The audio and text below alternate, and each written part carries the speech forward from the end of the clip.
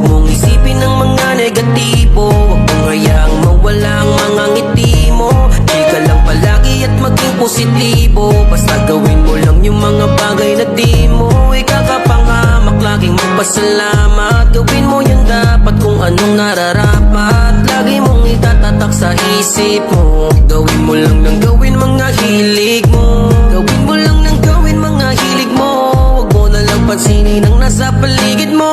Walisin ang mga negatibo, buksan ang mga ngiti mo, palayain sa isipan ang mga tangan na hindi mo malis sa sarili mo. Ba't lagi kang nakakulong? Di naman yung sagot sa lahat ng iyong tanong. Lahat tayo ay may pag-asa na matamasa, na makamit yung magandang buhay at magandang umaga. Di lang naman ikaw ang may bitbit na mga suliranin. Isipin mo na lamang laging may Diyos ka at panalangin. Gawin mo na lamang kung ano ang dapat.